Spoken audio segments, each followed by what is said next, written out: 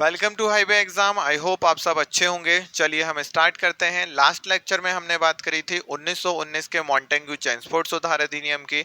इस लेक्चर में हम बात करेंगे 1935 के भारत शासन अधिनियम की। तो 1935 का भारत शासन अधिनियम आया क्यों? तो देखिए इसके पीछे एक कहानी है। एक्चुअल में हुआ क्या था कि जब 1919 का मॉन्टेग्यू चैम्सफोर्ड सुधार अधिनियम आया था तो उस समय पर अंग्रेजों ने ये कहा था कि हम हर 10 साल में इसकी समीक्षा करेंगे।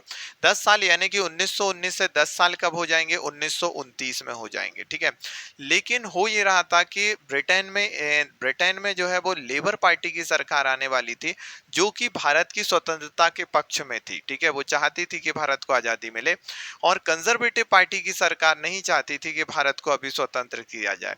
तो कंजर्वेटिव पार्टी ने सोचा कि अगर लेबर पार्टी की सरकार आ गई तो भारत को आजादी मिलेगी, उससे पहले ही जो है वो हम यहाँ पर एक आयोग बना लेते हैं। यानी कि 1929 से पहले ही जो है वो 1927 में कंजर्वेटिव पार्टी ने एक कमीशन बनाया जिसका नाम था साइमन कमीशन। साइमन कमीशन का काम क्या था? साइमन कमीशन का काम यह था कि 1919 के जो मॉन्टेग्यू चैम्सफोर्ड सुधार अधिनियम है, उस अधिनियम की आपको जाकर जांच करनी है। स्वाभाविक है कि अंग्रेजों ने बनाया था, तो इस कारण से यहाँ पर कुछ भी अच्छी चीजें नहीं होंगी। देखिए यहाँ पर इसी साइमन कमीशन में कोई भी व्यक्ति भारतीय नहीं था, इसलिए इसे गोरे लोगों का कमीशन कहा गया था। और इसने वही सारी चीजें करी जो कि कंजर्वेटिव पार्टी ने उससे बोली थी। ठीक है।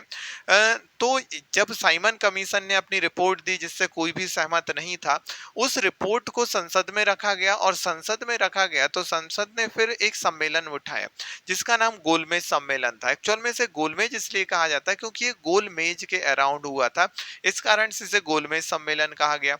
गोलमेज सम्मेलन में ही 1935 के अधिनियम बनाया जा रहा था। तो 3 गोलमेज सम्मेलन हुए थे। ठीक है। प्रथम गोलमेज सम्मेलन में जो है वो कांग्रेस पार्टी ने पार्टिसिपेट नहीं किया था, लेकिन दूसरे गोलमेज सम्मेलन में गांधी जी वहां पर गए थे।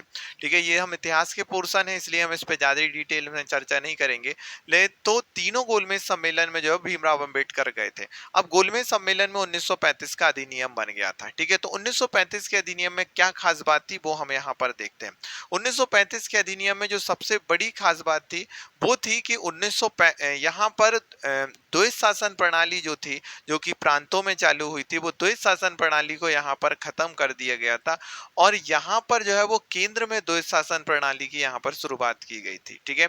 फिर उसके बाद में और यहाँ पर क्या चीजें थी तो वो हम देखते हैं। तो यहाँ पर प्रांतीय स्वायत्ता की बात की गई थी। प्रांतीय स्वायत्ता का मतलब क्या है? प्रांतीय स्वायत्ता का मतलब ये है कि भाई यहाँ पर जो है जैसे आज के समय में केंद्र सरकार वो राज्य सरकारें हैं, मुख्यमंत्री बनते हैं, वैसे ही यहाँ पर अब प्रांतों में मुख्यमंत्री बनेंगे। इसे प्रांतीय स्वायत्ता कहा गया। ठीक है। तो प्रांतीय स्वायत्ता क्या थी कि यहाँ पर अब क्या बनेंगे? मुख्यमंत्री बनेंगे। ठीक है। चलिए, फिर उसके बाद में प्रांतों को जो है ज्यादा से ज्यादा आजादी दी गई थी। वो अपने बजट बना सकते थे, अपना जो है अपने राज्य में पुलिस प्रशासन को संभाल सकते थे। तो इस तरह से प्रांतों को ये लगने लगा था कि अब उन्हें आजादी मिल चुकी है। ठीक है, और इसी के तहत जो है वो चुनाव भी हुए थे। तो पहली चीज तो क्या थी? पहली चीज यहाँ पर थी प्रांतीय स्वायत्ता। ठीक है। फिर उसके बाद में दूसरी जो चीज थी वो यहाँ पर ये थी कि 1935 के अधिनियम के तहत ही जो है वो सुप्रीम कोर्ट की स्थापना की गई थी। ठीक है। सुप्रीम कोर्ट की जो स्थापना की गई थी वो 1935 के अधिनियम के तहत ही की गई थी। इसके अलावा जो है जो तीन जैसे समवर्ती सूची, राज्य सूची और संघ सूची। तो संघ सूची और राज्य सूची तो 1919 के मॉन्टेग्यू चैम्सफोर्ड सुधार अधिनियम में आ गई थी, लेकिन तीनों जो सूचियां थी जिसमें कि संघ सूची, राज्य सूची और समवर्ती सूची भी जो ऐड की गई थी वो 1935 के अधिनियम में की गई थी। ठीक है। तो इस तरह से 1935 के अधिनियम की मैक्सिमम चीजों को जो है वो हमने हमारे संविधान में लिया है। ठीक है। तो हमारे संविधान का जो सबसे बड़ा जो पोर्शन है वो बड़ा पोर्शन है 1935 का अधिनियम। ठीक है। तो इसमें जो सबसे ज्यादा आने वाला जो क्वेश्चन होता है कि 1935 के अधिनियम से, वो होता है प्रांतीय स्वायत्ता। तो क्वेश्चन पूछा जाता है कि प्रांतीय स्वायत्ता किस अधिनियम के तहत लाई गई थी?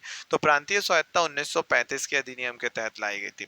इसमें बहुत बड़ा अधिनियम है, बहुत सारी चीजें हैं, लेकिन एग्जाम के पॉइंट ऑफ व्यू से देखें तो ये 2-3 पॉइंट ऐसे होते हैं जो कि ज्यादा पूछे जाते हैं। ठीक है, तो आपको ये पता होना चाहिए कि 1935 का अधिनियम कैसे आया, क्यों आया, और 1935 के अधिनियम में क्या खास बात थी। तो प्रांतीय स्वायत्तता थी और सुप्रीम कोर्ट की स्थापना की गई थी, संघ सूची, राज्य सूची और समवर्ती सूची लाई गई थी। चलिए, आपको वीडियो अच्छा लगा हो तो इसे लाइक कीजिए, शेयर कीजिए और चैनल को सब्सक्राइब जरूर कीजिएगा। थैंक यू, हम ऐसे ही वीडियो लाते रहेंगे। Thank you so much.